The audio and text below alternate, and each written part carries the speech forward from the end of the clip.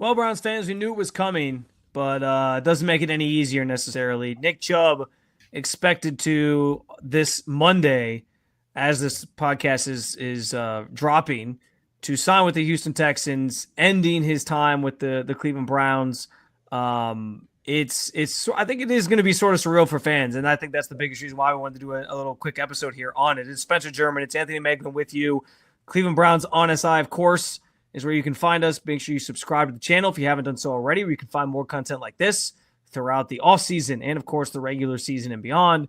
But Megs, sort of I don't want to say it's like a somber day. Like, I don't think anyone's like, lighting candles for Nick Chubb or anything like that. He's not dead. It's like, but it is a sad moment for from a Browns fan perspective, because Nick Chubb came here with a lot of hope and expectations at a time, by the way, when the team was kind of starting to be on the rise. They had just emerged from the 1-31 and just these doldrum years to, look like they were trending in the right direction, and they were. And Nick Chubb was a big part of that. And he becomes this like heart and soul player of the team and the city and just everything he stands for. So even though I think there was time over the last several months to prepare for the idea that Nick Chubb wasn't going to be here, I don't think that makes it any easier of a pill to swallow for Browns fans when they find out, okay, Nick Chubb is signing with a different team next year. Yeah, it just sucks because it's like it feels like it's not supposed to be this way. Nick Chubb has said it on multiple occasions that he wanted to end his career as a Cleveland Brown. He wanted to be a Brown for forever, and it was trending on that path until he got hurt, man. Really, until he broke his leg on that Pittsburgh night, man, which was like as bad as it gets. Because the truth of the matter is, we watched it last year. He's definitely a different running back, right? This isn't the you're not getting rid of prime Nick Chubb. It's unfortunate that he's over the hill, and no fault of his own, right? No fault of his own. But those injuries are tough to come back from, especially when your job is to run. Your job is to run the football, and he was one of the best to ever do it. And it's just going to suck. It's going to look weird. It's going to be horrible to see. And for Browns fans everywhere, it's like you said. I think you said it perfectly. This isn't a surprise to anybody, but it's not going to take the sting away, because this one's going to be painful.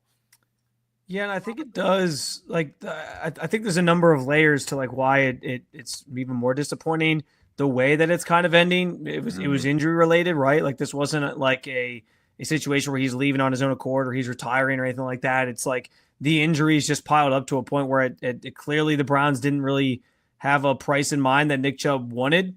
They couldn't come to an agreement. As the reports indicated, the team had talked to him before the draft, and then we saw a draft weekend. They took two running backs, and I think that was kind of the final nail in the coffin to tell us Nick Chubb's not going to be here next year. But I do think like it's all just sort of disappointing because of like you said, the trajectory he was on, what he means to the city, and for it to end because of the gruesome knee injury that one night in Pittsburgh. And then last year he breaks the foot, and that just kind of like added another one to it, even though that wasn't as serious or anything like that. It felt like a very unceremonious end for a player who deserved, to be celebrated. And like he didn't get the ending that you wanted for him in Cleveland. And listen, there's always a chance, like when he retires one day, he'll probably do like, assuming he doesn't re-sign here in a year or 2 years, whatever, and like come back and actually play. Like he'll probably do the whole like sign a 1-day contract thing and just retire with the Browns at some point. And maybe I'm sure his jersey, they'll consider putting him in the Ring of Honor, all those different things, whatever, just because of what he meant. But it's in real time, it's weird to think about Nick Chubb playing anywhere else because of the things you laid out, like how much he loved the city, how much he wanted to be here. And he's the type of player that you thought would be here for such a long time. But like I said, unceremoniously, these injuries kind of derailed all the great plans that we had for Nick Chubb in our future, and seeing him kind of ride off into the sunset as a Cleveland Brown forever.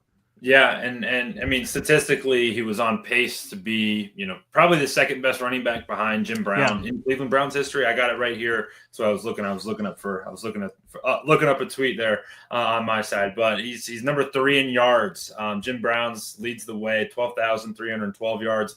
Leroy Kelly's in second place with 7,272, and Chubb is in third place at 6,843 yards per carry. Jim Brown's 5.2 yards a pop. Chubb's 5.1. So right there. And then touchdowns, Jim Brown, 106, Leroy Kelly 74, and then Chubb had 51 as a Cleveland Brown. So it's like he was on pace to be. It was supposed to be Jim Brown and Nick Chubb in every single category, and it's not going to be that way. But this tenure here, this stretch, this Nick Chubb era, is going to be fun to look back on, because while it was kind of rocky, right, with hey, some of the teams were good, some of them sucked. You had 2 playoff appearances, one that he was mainly a part of, but he was consistently good for this Browns team. And when you look back and you think back on what number 24 was during his time with the Browns, it's like literally nothing but positive stuff. Like not one thing wrong with the guy. I think that part shouldn't go unsaid. Yeah, and listen, he was the type of player who let his play do the talking, right? Like I think that's a good way to put it. There was that clip of him sitting there talking to, I think it was Kareem Hunt, and Kareem Hunt was like, I forget what he said. I think he said like, I wanted to score there or something like that, and Chubb was just like, I want to win. Like it was just, that was just the attitude he had, which is part of the reason why Cleveland fell in love with him, rightfully so. And yeah, like you mentioned some of the records there in franchise history. For him to even be mentioned on par with Jim Brown is saying something, because Jim Brown is still considered to this day one of the greatest players to ever play this game.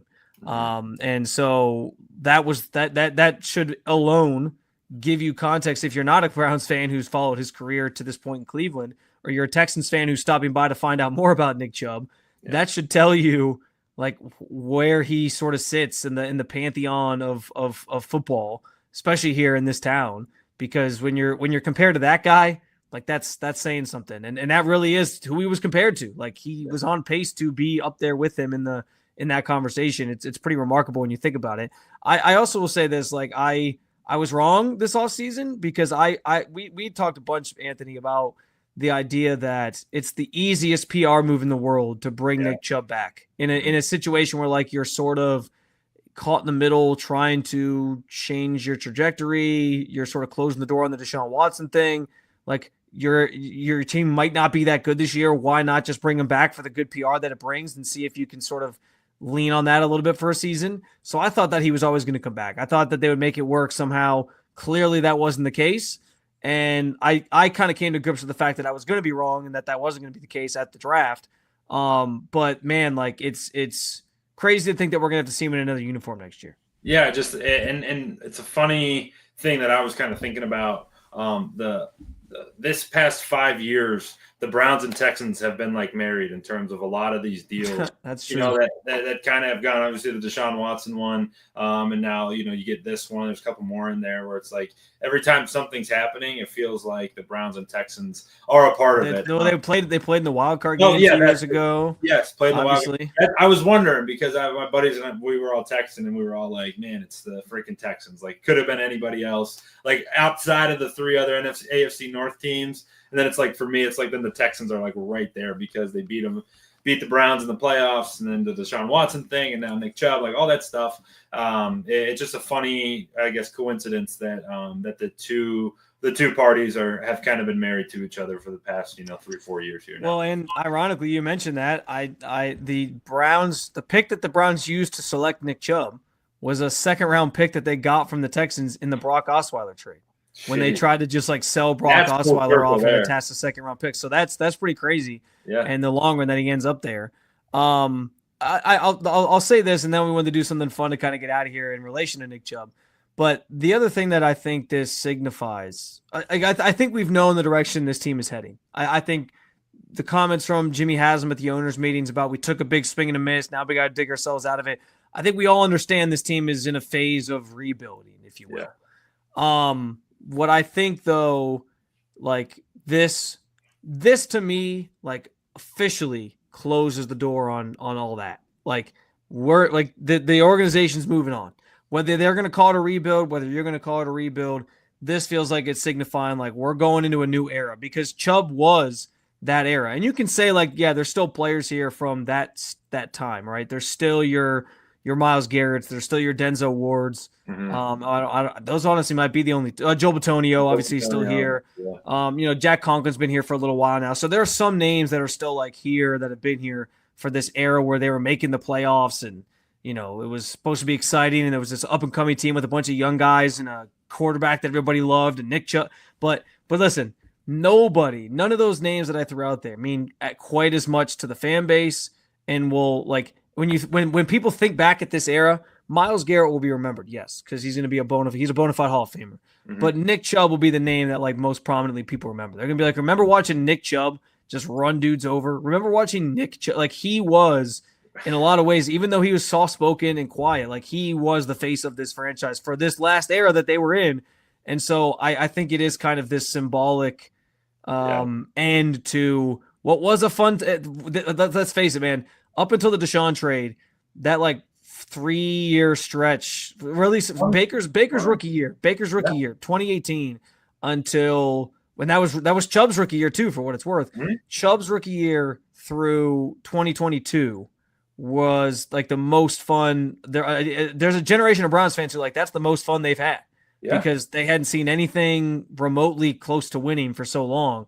And so I think Chubb representing that era better than anybody is sort of him not being on this team symbolizes like, they've closed the door on that and they're moving forward. Yeah, I think that's perfectly well said. And I was curious to hear your take on it. We didn't talk about this before, but I know you're working on a story that's going to be up on our site about that, about that whole topic. And I think that's perfectly said. And it does suck until you brought that, or until you put it that way. I didn't even think of it like that. Like this was a lot of fun because he was a big reason why the Browns turned around from, that 1-15, 0-16 teams to a team that was on the fringe of the playoffs, to a team with expectation, to a team that everybody, around the league was excited for. You and I were going back and forth on X today about that final game in 2018, where the Browns gave the Ravens everything they wanted on Saturday Night Football. And Freddie Kitchens was like deep in his bag of tricks. And you're like, this group is going to do it. Like this is going to be it. We're going on the back of Nick Chubb. We're going on Baker Mayfield and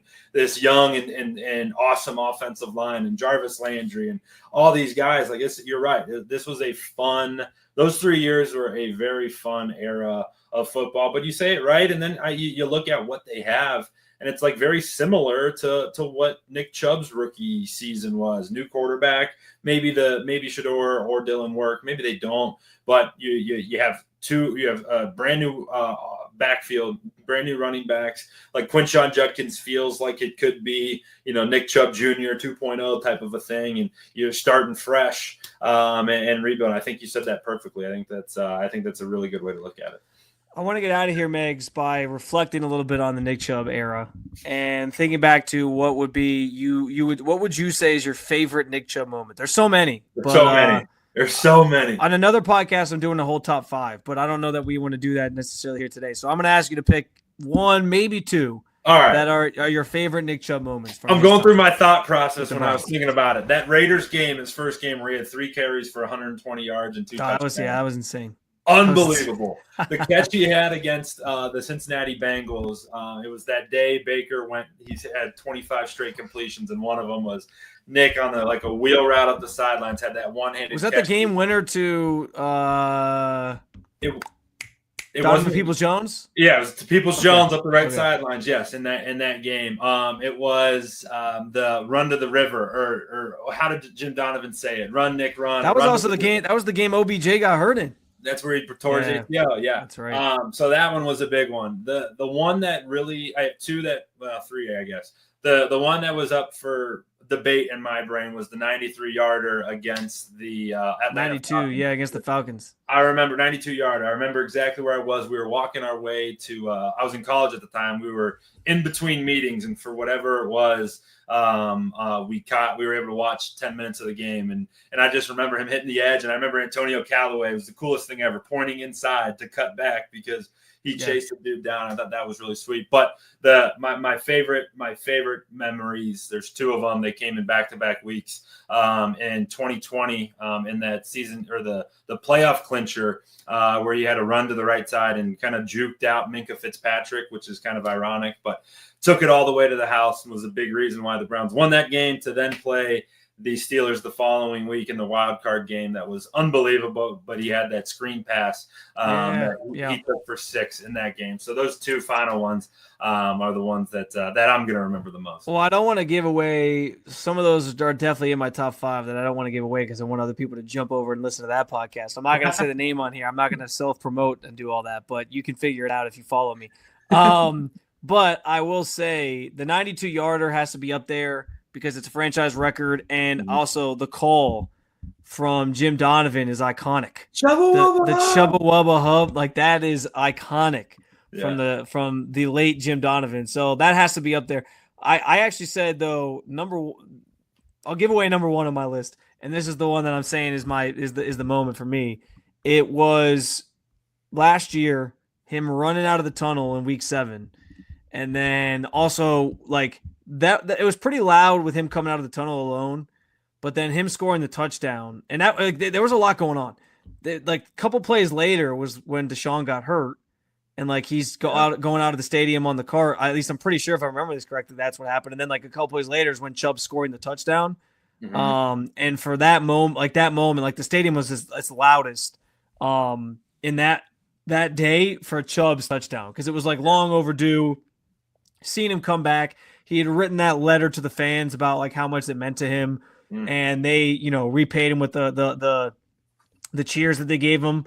So I like that just spoke so much about Chubb, man. Like his ability to overcome the adversity, get back out there and play, and how much he meant to the city. Like I think the moments he was out there on the field last year, which unfortunately wasn't as long as people had hoped, he was well received, and I think the fans really showed him like why he was so appreciated. So I that's up there for me because I just think it was cool, and you saw how much he really meant to this city in those moments in particular. So we both listen. That's the beauty of Nick Chubb's time here in Cleveland, though. Is like there's so many different things you can point to, sentimental ones or more like just iconic plays in NFL history. And so I think we kind of captured that with both our answers. But all right, well, we just want to have a quick conversation. We just want to let you be able to decompress a little bit from the news that Nick Chubb's likely to sign with the Houston Texans. And his time with the Cleveland Browns is over, unless, of course, there's something in the cards where he ends up back here in the future. We'll see. You never say never, I guess, but certainly feels like the Browns, as I said, they're closing the door on that era, moving forward with the 2 young running backs they have. And let's just hope that Quinshon Judkins can be even, half the running back that Nick Chubb was, and we'll be feeling pretty good about the direction that the Browns are headed. So anyway, thank you for watching. I'm sure we'll have opportunities to talk about Nick Chubb in another uniform at some point, and if he's really tearing it up, the Browns might live to regret it. We'll see. But would say just one quick thing. We got training camp this week, so we'll have a bunch mini of camp. shows. Mini camp. Yeah. Mini camp. Yeah. No, you're good. Camp this week. Bunch of shows on the channel this week. Yeah, we're gonna have a couple different shows. We'll try to kind of recap the off-season program in general on the last day, Thursday. So stay tuned for that on the YouTube channel here. If you haven't subscribed, please do, so you can get all your Cleveland Browns content here throughout the off season, throughout the summer, and then obviously leading up to the season, we'll have you covered throughout as well. So thanks for tuning in. For Anthony Moeglin, I'm Spencer German, and for all your Cleveland Browns coverage, keep on following along with the Cleveland Browns on SI.